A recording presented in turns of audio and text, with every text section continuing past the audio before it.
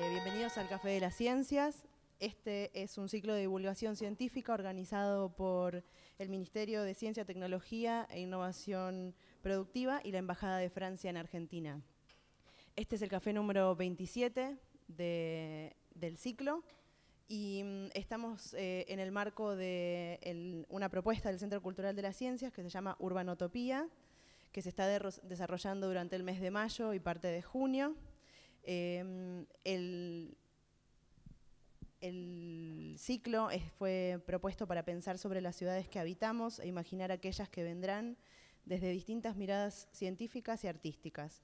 La propuesta del Centro Cultural contempla actividades como charlas, talleres, paseos, cines, que abordan la temática en relación a las tecnologías, la sustentabilidad y la movilidad urbana. En esta charla que nos convoca hoy vamos a estar hablando sobre las ciudades del futuro y una pregunta que está pendiente para que los expositores contesten si son ciudades inteligentes, las ciudades del futuro, y vamos a reflexionar sobre el futuro justamente y las necesidades de implementar políticas integrales de desarrollo. La ciudad inteligente es aquella que es capaz de hacer frente a los principales desafíos de la ciudad contemporánea, como la inequidad y la resiliencia climática, con acciones políticas que involucran a más de un nivel de gobierno y a distintos actores públicos y privados. Desde esta mirada, la ciudad inteligente está mucho más vinculada a la capacidad de desarrollar un ecosistema colaborativo que potencie el capital social de una comunidad que el desarrollo de tecnologías, las cuales de todos modos deben ser incluidas cuando se piensan en ellas, ya que sin duda son un medio importante para la transformación del entorno y para nuestra sociabilización. Nos acompañan hoy Antoine Courmont, le dije que me iba a disculpar por la pronunciación de su apellido. Él es de Francia, es el responsable científico de la Cátedra Ciudades y Tecnología Digital de Sciences Po, investigador del Centro de Estudios Europeos y de Política Comparada. Y Gabriel Lanfranchi, de Argentina, director del programa de ciudades IPEC y co-chair del Task Force Acción Climática e Infraestructura para el Desarrollo del T20. Es arquitecto por la Universidad de Buenos Aires y magíster en Economía Urbana por la Universidad Torcuato Di Tella. Bueno, empezamos con una pequeña exposición de cada uno de los invitados y después vamos a poder abrir el espacio para preguntas de los participantes. Bueno, muchas gracias. Gracias. Buenas noches. Voy a hablar en francés. Entiendo el castellano, en el español, pero voy a hablar en francés. Es un poco más fácil, pero tenemos una traducción. Je suis donc politiste et je travaille sur les effets du numérique sur le gouvernement des villes. Soy politólogo y trabajo sobre el efecto de lo digital en el gobierno de las ciudades. Et donc la grande question qu'on se pose à Sciences Po sur ces questions, c'est un peu de savoir en quoi les nouvelles technologies transforment les politiques publiques et les institutions publiques. La gran pregunta que nos hacemos es en qué medida todo esto modifica el gobierno de las ciudades y las instituciones públicas.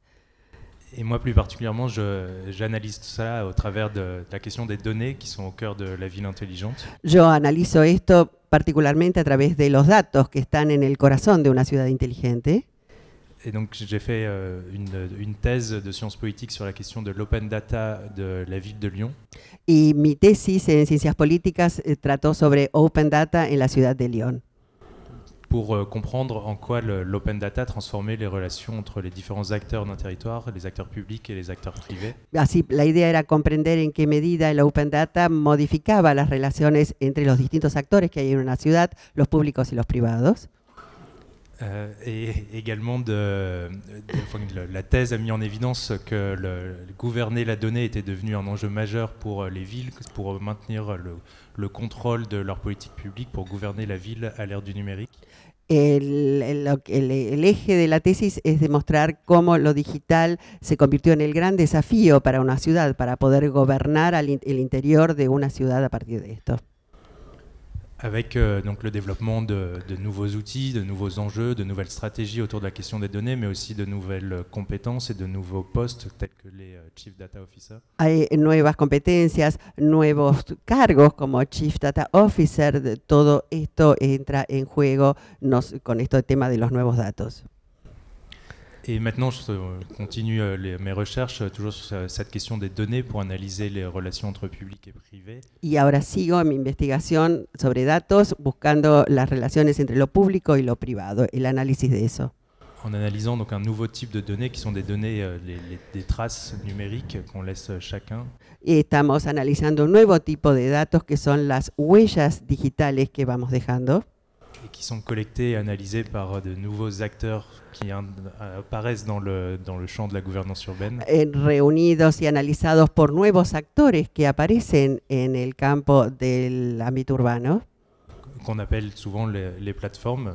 lo que llamamos plataformas a menudo, Qui posent de nouveaux défis en fait, pour les pouvoirs publics, puisqu'ils apparaissent sur un territoire sans aucune contractualisation antérieure avec les institutions publiques. y son todo un desafío para los poderes públicos porque aparecen así de pronto en un territorio sin ningún tipo de contrato previo con respecto a los poderes públicos.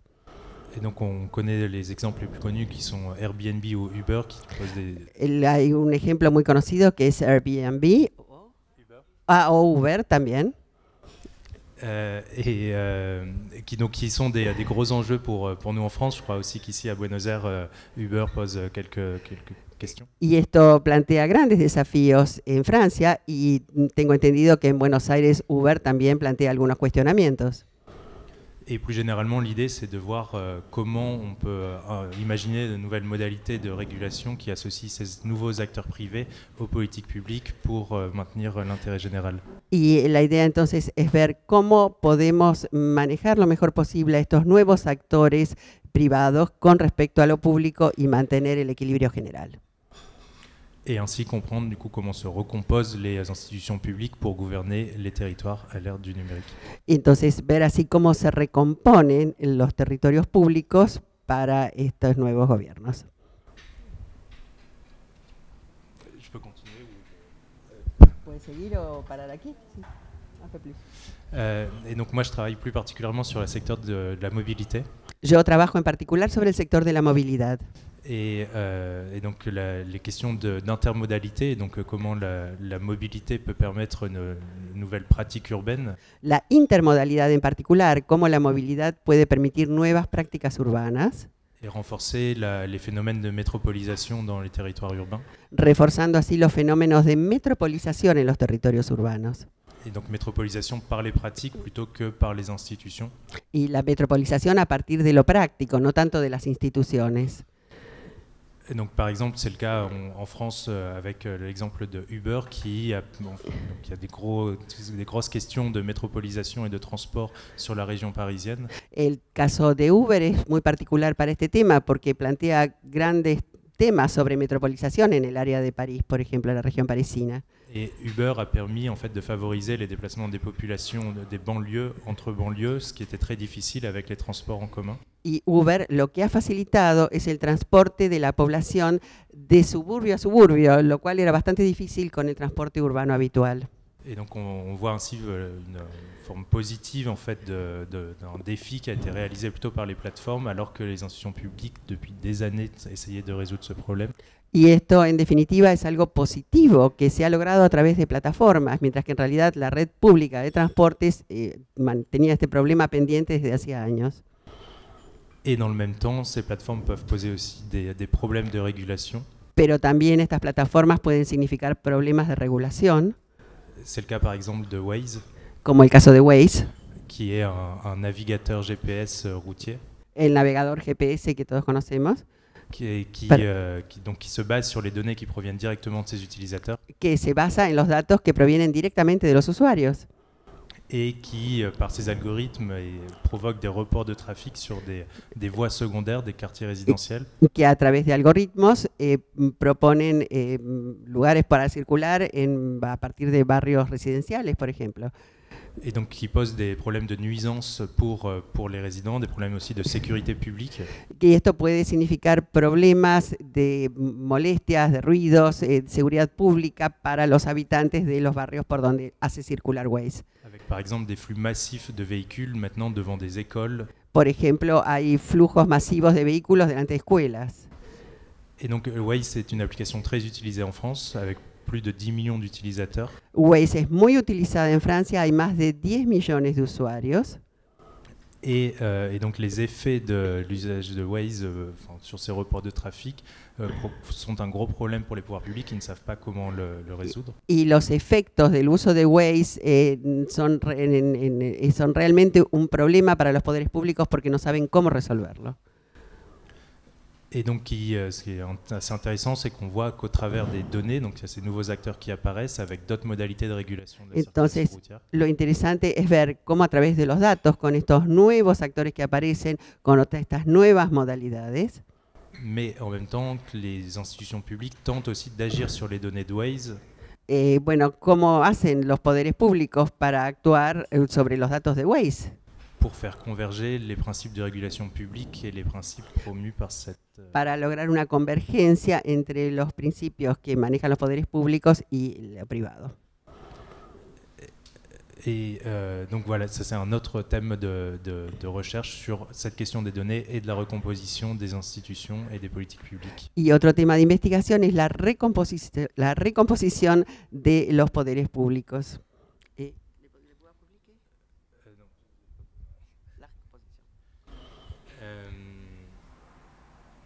Et donc voilà, donc la question, toute cette question de la donnée qui est au cœur de ces différentes relations sur le gouvernement de la ville à l'ère du numérique en France, mais aussi sur tous les territoires, qui est devenu un enjeu de gouvernement majeur pour les villes. Entonces, todo este tema digital y el manejo de datos es el desafío principal en Francia para a todo nivel, en todos los niveles de gobierno, de acá al futuro. Et je m'occupe également d'une chaire qui s'appelle Ville et numérique qu'on a lancée à Sciences Po. También yo estoy en una cátedra de ciudades digitales en la Facultad de Sciences Po, Où on développe aussi d'autres thématiques de recherche sur les effets du numérique, donde también se desarrollan otras temáticas de investigación sobre los efectos de lo digital, et notamment un enjeu majeur qui est la question de la recomposition des inégalités socio-spatiales. y en particular la recomposición de las desigualdades socioespaciales. Este es un desafío esencial. La question de savoir si le numérique résorbe des inégalités préexistantes Saber si lo digital resuelve, absorbe las desigualdades preexistentes ou au contraire les renforce. o por el contrario si las refuerza. Et donc aussi bien entre les métropoles et les territoires ruraux et les villes moyennes, Ya sea en la metrópolis o en las ciudades medianas o todo el territorio, mais aussi au sein même des métropoles. pero también en el seno mismo de las metrópolis. Et donc dans le premier cas, En el primer caso, on a longtemps pensé que le numérique permettrait d'abolir les distances et donc favoriserait les territoires ruraux. pensábamos que lo digital permitiría abolir las distancias y favorecer a territorios rurales. Et au contraire, on se rend compte que le numérique renforce en fait les phénomènes de concentration métropolitaine. Pero estamos viendo que al contrario, lo digital está reforzando los fenómenos de concentración metropolitana. Et donc en France, mais aussi aux États-Unis, où il y a les 10 métropoles principales qui concentrent tous les services numériques, le capital. En Francia, y también se puede ver esto en Estados Unidos, hay las 10 metrópolis principales conservan todos los servicios digitales y de capital. Et donc la richesse et la croissance économique. Y la riqueza y todo el crecimiento económico. Et donc c'est pas un phénomène lié au numérique, mais le numérique amplifie des phénomènes préexistants. No es un fenómeno que esté vinculado a lo digital, pero sí que lo digital amplifica un fenómeno preexistente. Et donc qui pose de vraies questions en termes d'égalité des territoires. Entonces, esto es un verdadero cuestionamiento en cuanto a la igualdad del territorio.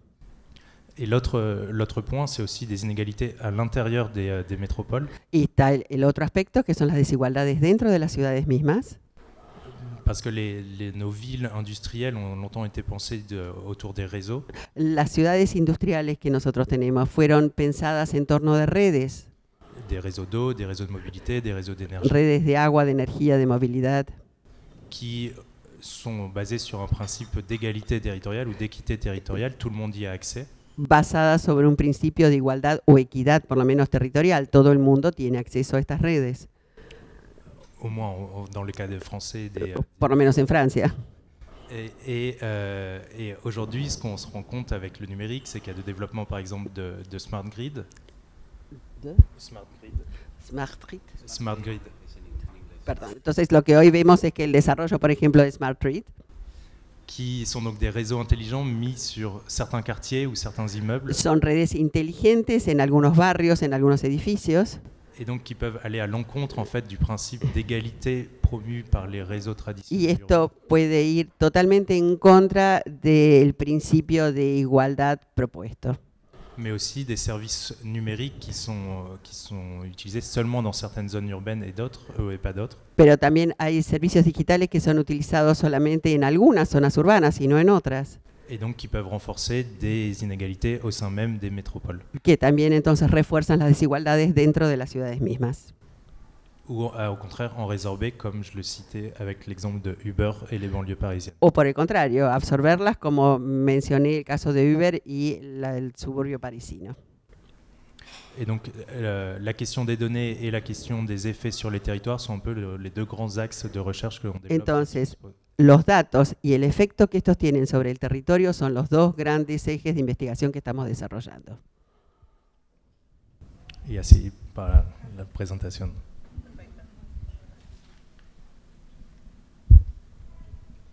Bueno, buenas noches o buenas tardes, dependiendo de cómo veamos la hora. Muchas gracias, Antoine, por esta gran presentación. Y muchas gracias a la Embajada y al Ministerio por esta invitación. Es un placer estar acá en este día de lluvia reflexionando sobre estos temas tan interesantes para todos. A mí me gusta mucho tener esta oportunidad de conversar sobre la ciudad inteligente, porque es una cuestión que ya desde el título nos pone en guardia, ¿verdad? Si yo les preguntara a ustedes, y les pido, vamos a hacer el experimento, que levanten la mano rápidamente aquellas personas que son inteligentes. Tengo una adelante, ahora dos. Ya tengo tres. Con las ciudades pasa lo mismo. O sea, la autodefinición de ciudad inteligente es una cuestión complicada. ¿Por qué? Porque la inteligencia nunca se termina de alcanzar. Uno siempre siente que le falta algo, ¿no? Alcanza que uno diga que uno es inteligente para que los demás amigos digan todos los defectos que uno tiene, ¿verdad? Entonces, con las ciudades pasa lo mismo.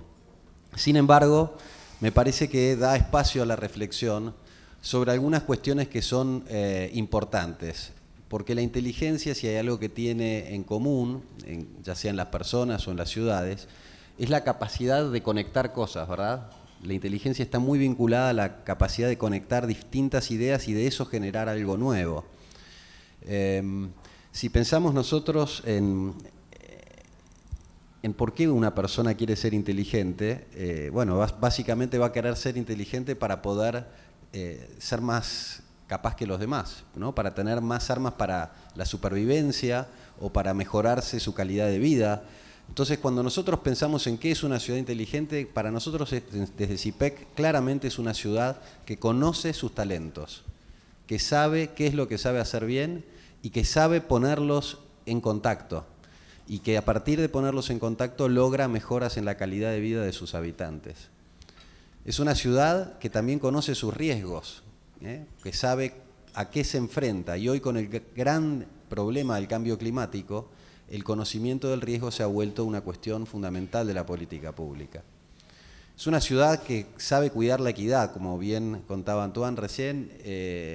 Tenemos que poder distribuir la riqueza que se genera de una manera equitativa, porque si no, no es una ciudad muy inteligente, porque está autorrestringiendo el mercado que es capaz de generar, ¿no? Desde una vista de mercado, o también desde una vista social está siendo muy injusta socialmente. Entonces, una ciudad inteligente tiene esas características entre tantas otras.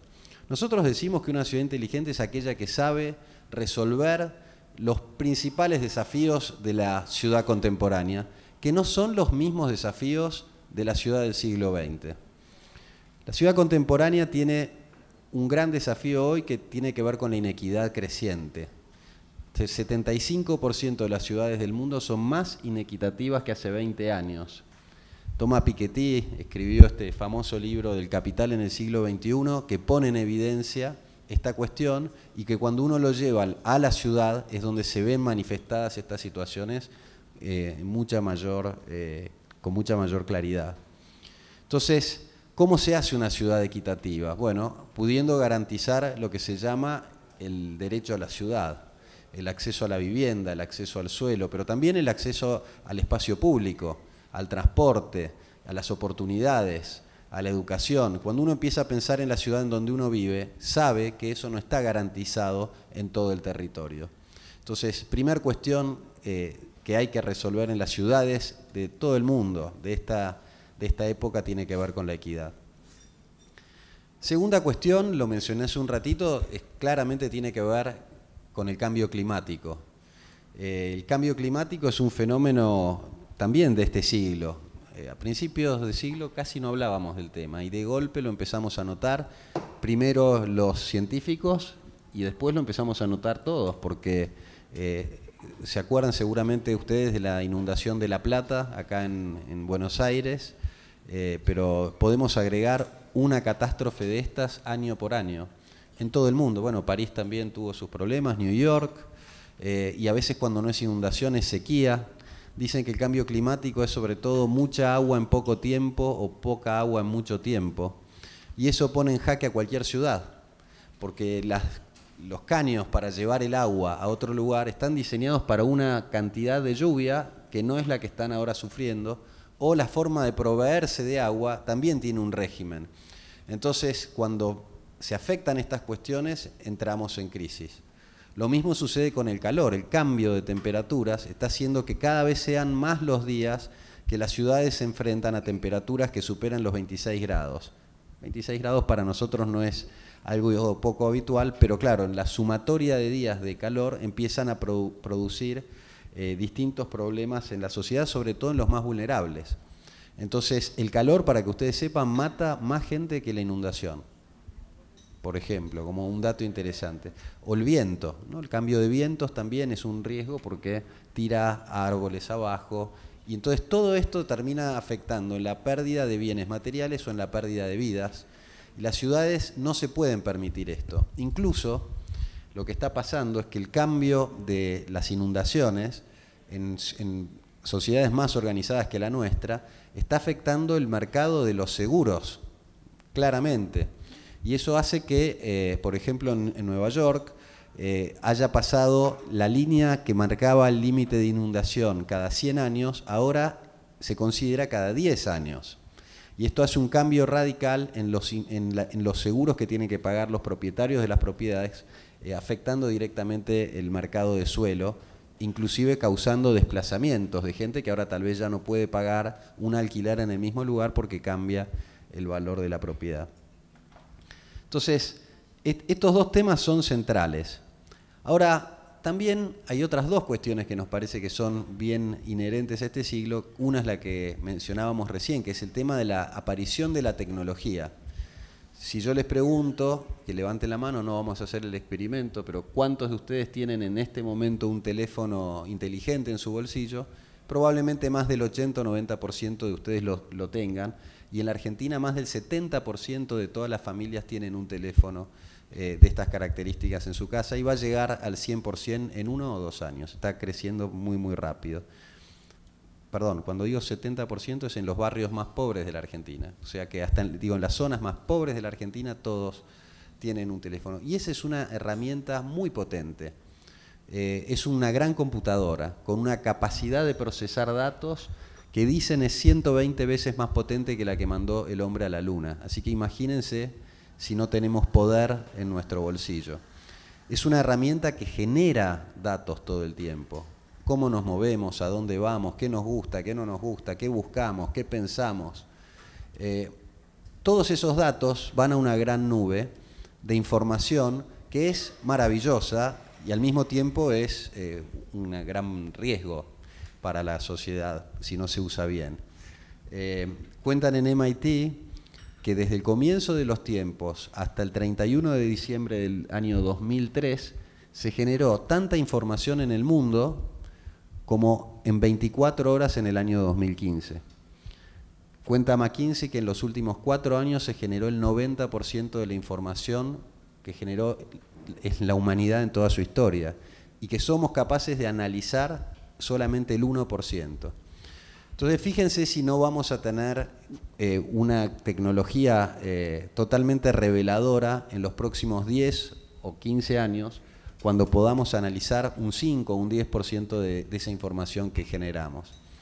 Ya escuchamos los casos sobre Waze o sobre Uber, las plataformas que empiezan a darnos un panorama distinto de ciudad.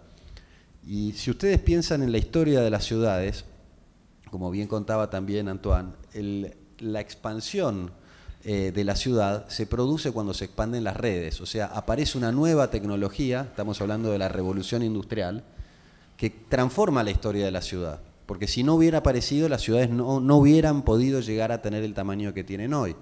Hubo una gran crisis higienista y la construcción a fines del siglo XIX de redes permitió que las ciudades crezcan.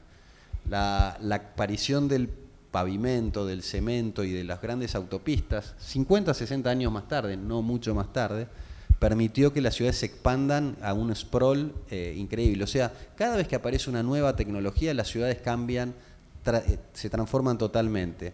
¿Cómo no se van a transformar con la aparición de la digitalización? O sea, esto nos lleva a un escenario de cambio absoluto que todavía seguramente no imaginamos, que estamos empezando a percibir. Los efectos de las plataformas, de lo que se llama en inglés sharing economy o economía colaborativa, que es una traducción un poco particular, ¿no? Porque otros le dicen economía digital o economía de acceso, tiene distintas acepciones, pero nos demuestra que ese teléfono que tenemos en el bolsillo se convierte en un punto de encuentro, en un mercado, ¿sí? Así como los mercaderes se encontraban en el foro romano para intercambiar sus bienes, hoy eso se puede hacer en una pantalla de un teléfono.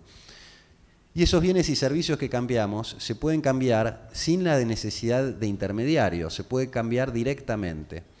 Entonces, esto es una revolución que va a ir ocupando cada vez más gente y que obviamente pone en jaque a la política pública, que no está pensada todavía para eso. Por eso, cuando viene Uber, se generan estas disputas, digamos, ¿no? ¿Cómo? Pero no estoy regulado. Bueno, pero existe un sistema de taxis, existe. Entonces, esta disrupción, llamémoslo de alguna manera, de la nueva tecnología y de los nuevos modelos de negocios, llevan a repensar la política pública.